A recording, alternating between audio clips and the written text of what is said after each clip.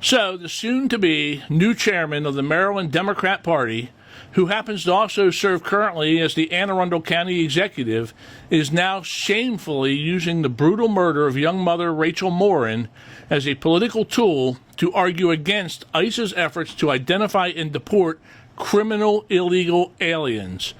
Rather than supporting law enforcement and preventing future tragedies, Steuart Pittman is attacking the very actions that protect communities from violent offenders. You can't make this up. If Mr. Pittman insists on invoking Rachel's name, the very least he could do is to present facts instead of false commentary.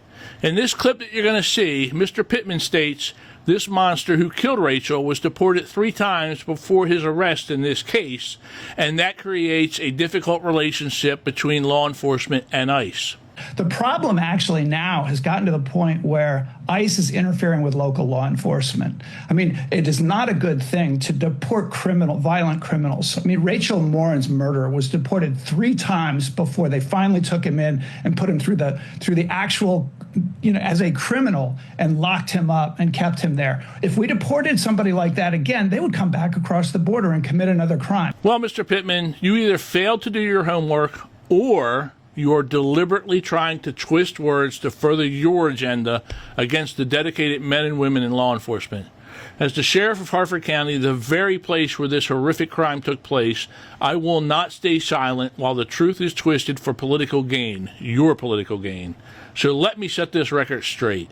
Stumbling Stu's reckless claims suggest that Rachel Morin's killer was somehow picked up by law enforcement, maybe for a minor crime, and then deported 3 separate times after that.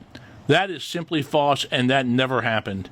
The reality is that Rachel's killer was stopped at the border and denied entry into our country on 3 separate occasions. But with the Biden administration leaving our southern border wide open, he just decided to walk right in anyway. Rachel's killer entered our country at a time when illegal entry was not just tolerated, but was encouraged by the last administration. And this murderer didn't come here to build a better life for himself or for his family. Once in our country, he wasted no time committing violent crimes in California before making his way to Maryland, where he ultimately took Rachel's life in the most brutal fashion imaginable. There's a significant difference between being apprehended for a crime versus being denied entry. Mr. Pittman either doesn't understand that distinction or he is deliberately ignoring it to serve his own agenda. The first time this monster was arrested for any crime on U.S. soil was only after the Harford County Sheriff's investigators identified him as the suspect in Rachel's murder. In his newsletter, Mr. Pittman once again mentions Rachel's name and notes that her killer was arrested in Tulsa. Yes, the Tulsa Police Department did put the handcuffs on Rachel's killer, and for that I'm truly grateful. But the relentless work to track down this dangerous predator was a collective effort led by the dedicated men and women of the Harford County Sheriff's Office alongside our state and federal partners.